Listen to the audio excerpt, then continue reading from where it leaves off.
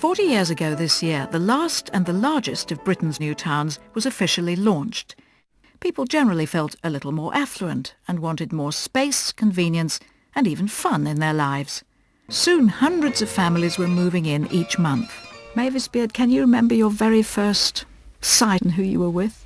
Yes, I was with my father and we met the arrivals worker and she took us round to the north end of the city, which was being built then, and the south end, which is where I ended up.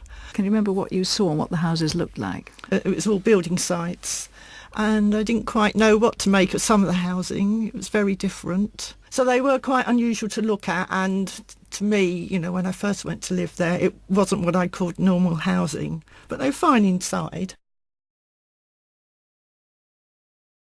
The actual space inside was brilliant. Sue Westall used to greet new arrivals and help them settle in. But they had all sorts of problems. I mean, A, they look, and still do look, a bit odd.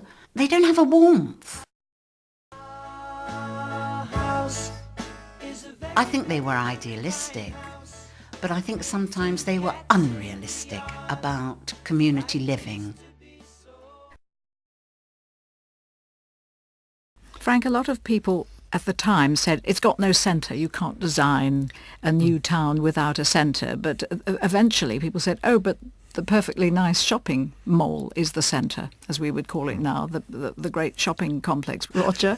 I'm not a great fan, to be absolutely honest. It sounds strange, but I'm not a great fan of new buildings. But I honestly think that shopping building is an absolutely fantastic building and should have been listed a long time ago by English Heritage. It was the biggest in Europe at the time. Yes, it was. Mavis? I was going to say it still looks good today. Were some people lonely despite the best efforts of the community workers, Roger? Yes, I think so. I think, you know, you're leaving your family, your friendship networks behind.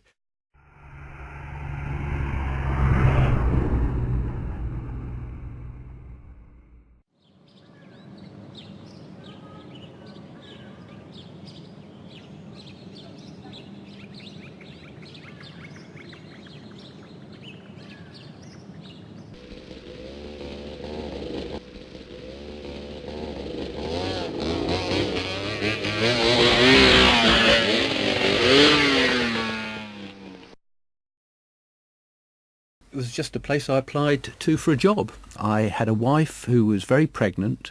We had hardly any savings, and the thing was, you were offered a house with the job. But I knew nothing about the place really.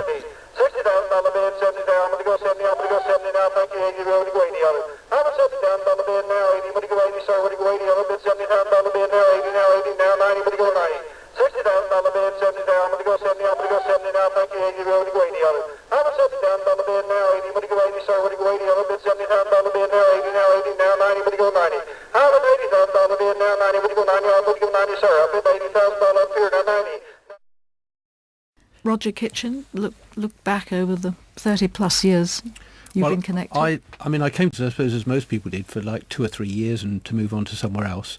My children have been born there, they've grown up, they've gone away to university, and they've actually come back and they're now living there.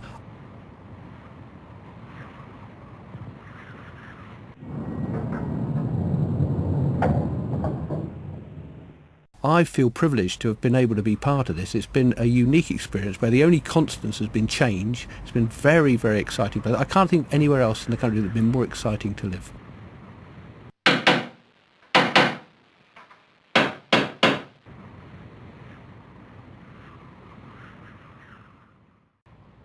Mavis, your overview of those years. Yes, I agree with Roger. It's been an adventure, exciting, and, you know, watch this space.